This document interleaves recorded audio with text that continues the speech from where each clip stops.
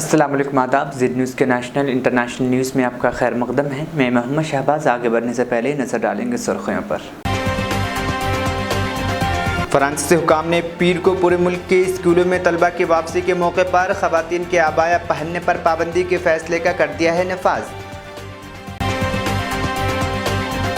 France نے 5 افغان خواتین کو بحفاظت نکالا جن کی زندگیوں کو طالبان کی جانب سے شدید خطرات کا سامنا تھا۔ سویڈن کی حکومت نے ایران میں اپریل 2022 سے گرفتار شہری کو جلد از جلد رہائی کا کیا مطالبہ۔ سعودی ولی عہد شہزادہ محمد بن سلمان نے مملکت میں پانی کے چیلنج سے نمٹنے اور عالمی کوششوں کو بڑھانے کے لیے گلوبل واٹر آرگنائزیشن کے قیام کا کیا اعلان، جس کا ہیڈ کوارٹر ہوگا ریاض۔ ملک کی ریاستوں کی 7 اسمبلی سیٹوں پر آج ضمنی انتخابات جاری، ووٹوں کی گنتی 8 ستمبر کو کی جائے گی۔ اب خبریں تفصیل سے۔ فرانسیسی حکام نے پیر کو پورے ملک کے اسکولوں میں طلبہ کی واپسی کے موقع پر خواتین کے عبایا پہننے پر پابندی کے فیصلے کا نفاذ کر دیا ہے۔ فرانسیسی خبر رسائی ادارے کے مطابق فرانسیسی حکومت نے گزشتہ مہینے کے آخر میں اعلان کیا تھا کہ وہ اسکولوں میں عبایا پہننے پر پابندی لگا رہی ہے کیونکہ اس سے تعلیم میں سیکولرزم کے اصولوں کی خلاف ورزی ہو رہی ہے۔ اس سے قبل مسلم خواتین کے اسکارف پہننے پر یہ کہہ کر پابندی لگا دی گئی تھی کہ یہ مذہبی وابستگی کا مظہر ہے۔ پابندی کے فیصلے کا اقدامات پسند سیاستدانوں نے خیر مقدم کیا، جبکہ انتہائی بازو کے سیاستدانوں نے اسے شہری آزادیوں سے متصادم قرار دیا ہے۔ وزیر اعظم الزبیتھ بورن نے شمالی فرانس میں ایک اسکول کے دورے کے موقع پر کہا کہ اس صبح چیزیں ٹھیک رہی ہیں، ابھی تک کوئی بدمزگی واقعہ نہیں ہوا ہے۔ ہم تمام دن چوکنا رہیں گے تاکہ طلبہ اس اصول کو سمجھ سکیں گے۔ تاہم انہوں نے کہا کہ کچھ مخصوص اسکولوں میں ہی طالبات عبایا پہن کر پہنچی۔ الزبیتھ بورن کے مطابق کچھ نوجوان لڑکیاں اسے عبایا اتارنے پر رضامند ہو گئی ہیں۔ باقیوں کے ساتھ ہم تعلیمی طریقوں سے بات کریں گے تاکہ انہیں سمجھایا جا سکے کہ یہ ایک قانون ہے جس کا اطلاق ہو رہا ہے۔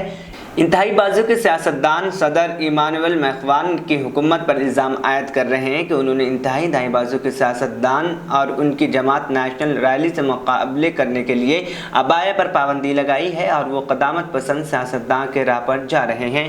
فرانس میں تقریباً 35,000 اسکول ہیں اور پیر کو 1 کروڑ 20 لاکھ طلبہ کی اسکول میں واپسی ہوئی ہے۔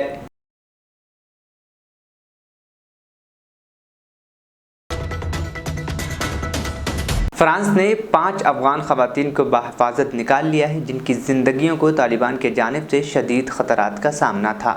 فرانسیسی خبر رسائی ادارے کے مطابق محکمہ امیگریشن کے سربراہ لیشی کا کہنا ہے کہ یہ 5 خواتین آج پیر کو پیرس پہنچی تھی۔ انہوں نے بتایا کہ صدارتی حکم کے تحت ان خواتین پر خصوصی توجہ مرکوز کی جا رہی ہے جنہیں طالبان کی جانب سے خطرہ کا سامنا ہے کیونکہ وہ افغان معاشرے میں اہم مقام رکھتی ہیں اور یا پھر ان کے مغربی ممالک میں اچھے تعلقات ہیں۔ ان 5 خواتین میں ایک سابق یونیورسٹی ڈائریکٹر، سابق NGOs، ٹیلی ویژن پرزنٹرز اور کابل میں خفیہ اسکول چلانے والی ٹیچر شامل ہیں، جبکہ خاتون کو 3 بچے کے ہمراہ نکالا گیا ہے۔ یہ تمام خواتین 2021 میں طالبان کے واپسی اور انخلاء کے دوران افغانستان چھوڑنے میں ناکام رہی تھی، تاہم بعد ازاں انہوں نے پاکستان میں پناہ لی تھی جہاں سے فرانسیسی حکام نے ان کی انخلاء کا انتظام کیا۔ فرانس پہنچنے پر افغان خواتین کو پناہ گزینوں کے طور پر رجسٹرڈ کیا جائے گا اور انہیں رہائش بھی فراہم کی جائے گی۔ محکمہ امیگریشن کے سربراہ ڈیڈیئر لیشی کا کہنا ہے کہ اس طرح کی صورتحال سے 2-4 دیگر افغان خواتین کو بھی ممکنہ طور نکالا جائے گا۔ دوسری جانب مجاہرین کے لیے کام کرنے والے فرانسیسی غیر ملکی ادارے فرانس تیغ اسرائیل کے سربراہ ڈیلیفین کا کہنا ہے کہ خواتین کا انخلاء سیاسی فیصلوں کا نتیجہ نہیں ہے بلکہ ان کے ویزوں کے حصول کے لیے مشکل لڑائی کے بعد ایسا ممکن ہوا۔ ابتدائی طور پر افغان خواتین NGOs اور سینٹر میں ہی رہائش پذیر ہوں گی۔ ڈیلیفین کا کہنا ہے کہ سینکڑوں کی تعداد میں افغان خواتین پاکستان میں روپوش ہیں۔ سال 2021 کے وسط میں فرانس کے صدر ایمانوئل میخوان نے وعدہ کیا تھا کہ ان کا ملک افغانوں کے لیے شانہ بشانہ کھڑا ہے۔ فرانسیسی حکام کا کہنا ہے کہ تب سے کم از کم 16,000 افراد کو افغانستان سے نکالا جا چکا ہے۔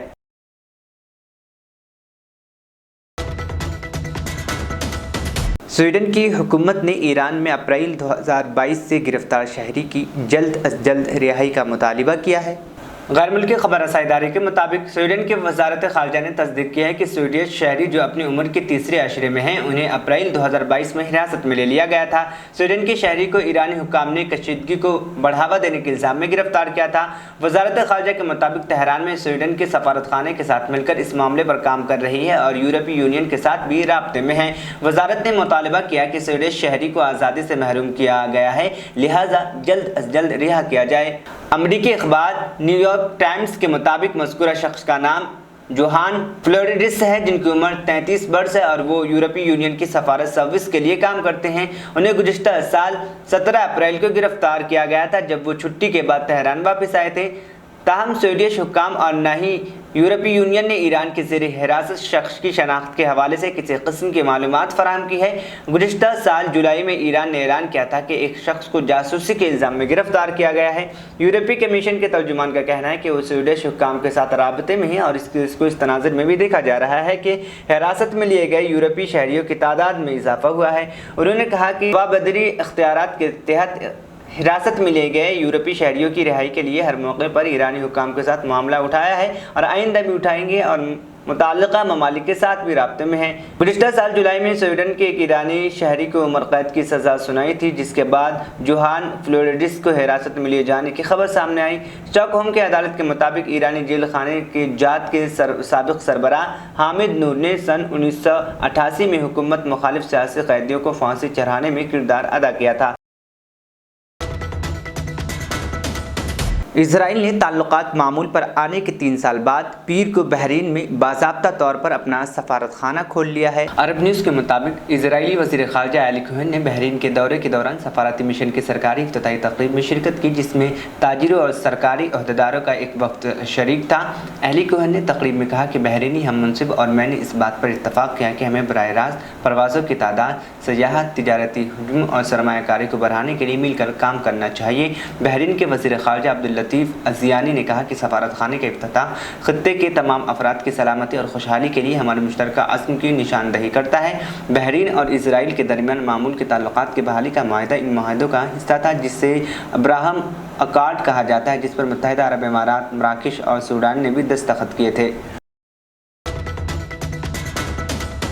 سعودی ولی عہد شہزادہ محمد بن سلمان نے مملکت میں پانی کے چیلنج سے نمٹنے اور عالمی کوششوں کو بڑھانے کے لیے گلوبل واٹر آرگنائزیشن کے قیام کا اعلان کیا ہے، جس کا ہیڈ کوارٹر ریاض میں ہوگا۔ اس اقدام سے پانی کے مسائل مکمل طور پر حل کرنے کے حوالے سے کی جانے والی بین الاقوامی کوششیں مستحکم ہوں گی۔ عرب میڈیا کے مطابق پانی کی بین الاقوامی تنظیم ٹیکنالوجی، تجربات، اختراع، ریسرچ اور ڈیولپمنٹ کے ذریعے پانی کے مسائل کے حل کرنے کی پلیٹ فارم کا کام کرے گی۔ اس کے ذریعے ترجیحی نوعیت منصوبے شروع کیے جائیں گے اور ان کی فنڈنگ میں آسانیاں پیدا کی جائے گی۔ آبی وسائل کو پیداوار بنانے کی کوشش ہوگی اور کو آرگنائزیشن تک رسائی کے مواقع بہتر شکل میں مہیا کی جائیں گی۔ سعودی عرب دنیا بھر میں آبی مسائل سے نمٹنے اور ماحولیاتی مسائل کے حل کرنے کے حوالے سے اہم کردار ادا کر رہا ہے۔ نیا انیشیٹو اسی سلسلے کی کڑی ہے۔ سعودی عرب گزشتہ عشروں کے دوران پانی کی تقسیم، فراہمی اور پیداوار کے سلسلے میں رہنما عالمی خدمات انجام دیتا رہا ہے۔ سعودی عرب پانی کے مسائل کو اپنے بین الاقوامی ایجنڈے میں سہر فہرست رکھے ہوئے اور آبی مسائل کے ٹیکنالوجی حل میں اختراعات کے حوالے سے بھی اہم کردار ادا کر رہا ہے۔ سعودی عرب نے فراہمی و نکاسی آب کے منصوبے کے لیے 4 بر اعظم میں واقع ممالک کو $6 ارب سے زیادہ فنڈز بھی فراہم کیے ہیں۔ گلوبل واٹر آرگنائزیشن پانی کے چیلنجوں سے دوچار ممالک کے ساتھ مل کر مشترکہ اہداف کے حصول اور متعلقہ منصوبوں کو قومی ایجنڈے میں سہر فہرست رکھنے کے لیے کام کرے گا۔ سعودی عرب نے یہ اقدام 2050 تک پانی کے بین الاقوامی طلب دوگنی ہونے اور عالمی آبادی 9.04 ارب نفوس تک پہنچنے کی توقعات کو مد نظر رکھے ہوئے ہیں۔ سعودی عرب چاہتا ہے کہ رکن ملکوں کی تعاون سے پیداوار ترقی کے ان اہداف کے حصول میں حصہ لے جو پانی کی فراہمی کو یقینی بنانے کے لیے مقرر کیے گئے ہیں۔ سعودی وزارت صحت کے ماتحت رضاکارانہ خدمات کے مرکز نے کہا ہے کہ عمرہ زائرین مسجد الحرام اور مسجد نبوی میں عبادت کے لیے آنے والے کو صحت معلومات کی فراہمی کے پروگرام کے دوسرے مرحلے کا آغاز کیا گیا ہے۔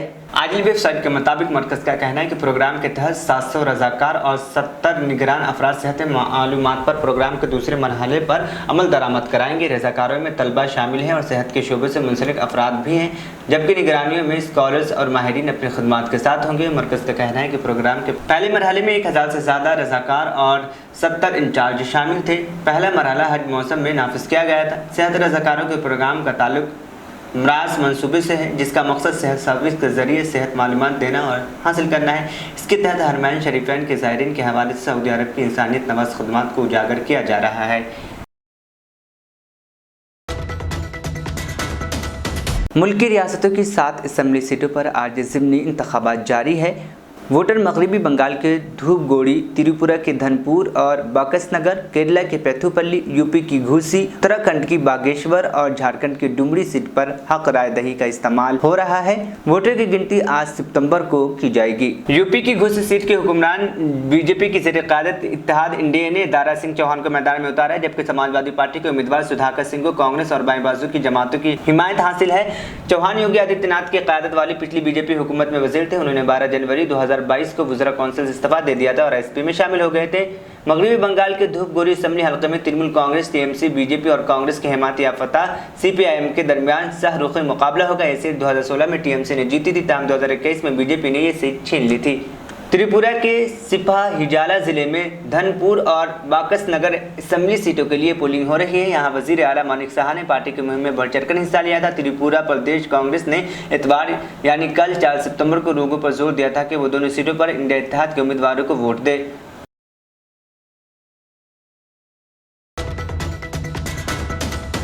कांग्रेस ने आइंदा असेंबली इंतखाबात और सबसे बढ़कर लोकसभा इंतखाबात को लेकर अपनी सरगर्मियां तेज कर दी है। एक तरफ अपोजिशन इत्तेहाद इंडिया की मीटिंग में कई अहम फैसले लिए गए हैं, तो दूसरी तरफ कांग्रेस पार्टी की सतह पर भी बड़े बड़े फैसले लिए जा रहे हैं। इस सिलसिले में कई अहम पेशरफ सामने आई। नवतश्कील कांग्रेस एग्जीक्यूटिव कमेटी की पहली मीटिंग 16 सितंबर को हैदराबाद में किए जाने का ऐलान किया गया। इसके अगले दिन हैदराबाद यानी 17 सितंबर को कांग्रेस एग्जीक्यूटिव कमेटी की वसाती मीटिंग के बाद अजीम शान रैली का इनेकाद होगा। एक बड़ा ऐलान ये भी हुआ कि कांग्रेस पार्टी भारत जोड़ो यात्रा की पहली सालगिरह पर 7 सितंबर को मुल्क भर में 822 भारत जोड़ो यात्रा निकालेगी। कांग्रेस के तंजीमी जनरल सेक्रेटरी केसी वेणुगोपाल ने पीर के रोज नई दिल्ली में वाक़ कांग्रेस क्वार्टर में प्रेस कॉन्फ्रेंस के दौरान कांग्रेस के आइंदा कुछ मंसूबों के बारे में जानकारी। इस दौरान कांग्रेस मवासलाती सेल के जनरल सेक्रेटरी जयराम रमेश भी मौजूद थे।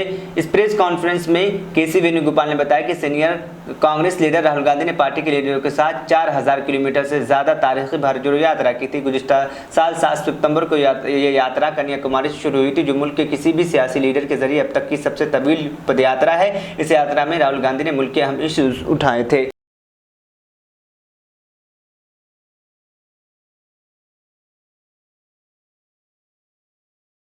सी वेणुगोपाल जी आपको संबोधित करेंगे। Thank you Jairam ji. Good morning dear media friends.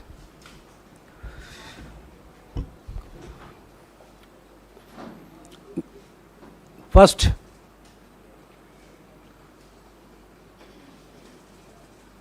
thing which I want to share with you, Congress President has decided to convene first meeting of the newly constituted working committee on 16th September at Telangana, Hyderabad, Telangana. 16th September, CWC permanent invitee, special invitee meeting is in Telangana, Hyderabad. Followed by 17th, there will be an extended working committee meeting. Along with the CWC members, PCC presidents, CLP leaders, parliamentary party office bearers will also attend in this extended working committee meeting. On 17th evening, September 17th evening, September 17th is the big day for Telangana, as you all know. September 17th evening, we are holding a massive mega rally nearby Hyderabad. Congress President, former Congress Presidents, and all other senior leaders of the party will attend in that mega rally. Hyderabad, nearby Hyderabad. We are finding out the exact place.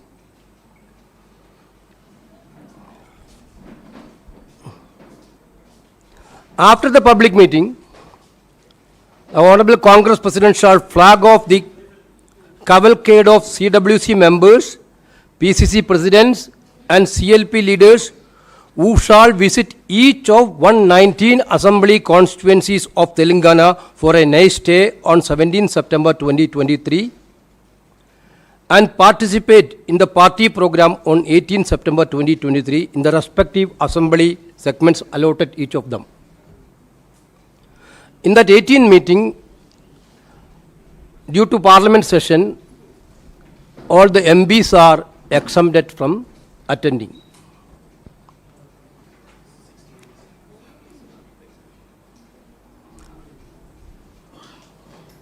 On 18 September, other than MPs, CWC members, PCC president, CLP leaders shall attend the scheduled program in the respective assigned assembly as follows. Morning workers meeting, Karyakarta Sabha, and door-to-door distribution of 5 guarantees and charge sheet against the BRS government. Afternoon, community lunch with influencers. Evening, Bharat Jodo march to Gandhi or Ambedkar or Komaram Bhim statue. आखिर में सुर्खियां एक बार फिर। फ्रांसीसी हुकाम ने पीर को पूरे मुल्क के स्कूलों में तलबा की वापसी के मौके पर ख़वातीन के आबाया पहनने पर पाबंदी के फैसले का कर दिया है नफाज। फ्रांस ने 5 अफगान ख़वातीन को बहिफाजत निकाला जिनकी ज़िंदगियों को तालिबान की जानिब से शदीद ख़तरात का सामना था। स्वीडन की हुकूमत ने ईरान में अप्रैल 2022 से गिरफ्तार शहरी को जल्द अज जल्द रिहाई का किया मुतालिबा। सऊदी वली अहद शहजादा मोहम्मद बिन सलमान ने ममलिकत में पानी के चैलेंज से निपटने और आलमी कोशिशों को बढ़ाने के लिए ग्लोबल वाटर ऑर्गेनाइजेशन के क़याम का किया ऐलान, जिसका हेडक्वार्टर होगा रियाद। मुल्क की रियासतों की 7 असम्बली सीटों पर आज ज़िमनी इंतखाबात जारी, वोटों की गिनती 8 सितंबर को की जाएगी। नेशनल इंटरनेशनल न्यूज़ यहीं पर इख्तिताम पसीद हुआ। मुझे दीजिए इजाज़त, फिर होगी कल मुलाकात। अल्लाह हाफिज़। मेहनत, लगन, निफासत का हसीन मरकज जौहरी, क्राफ्टेड जस्ट फॉर यू। मियार और एतमाद की रिवायत, जेवरात ऐसे कि आपका दिल जीत लें। जौहरी के दिलकश डिजाइन आपको दूसरों से मुनफरिद बनाए। हम हर किस्म की डिजाइन की ज्वेलरी ऑर्डर्स पर भी बनाते हैं, कोई यूं ही नहीं बनता। जौहरी दुनिया भर के 15,000 से ज्यादा के डिजाइन मौजूद हैं जो आपके दिलों को भाएं। इतने खूबसूरत डिजाइन की ज्वेलरी कहीं और न मिले। कारीगरी के असली मायने आपको जौहरी पर तशरीफ लाने पर ही पता चलेंगे। हर 916 हॉलमार्क ज्वेलरी पर only 4.9% wastage, no making charges. Johari, crafted just for you. Gold, diamonds and platinum. Opposite Success School, 7 Toms Road, Toli Chowki, Hyderabad.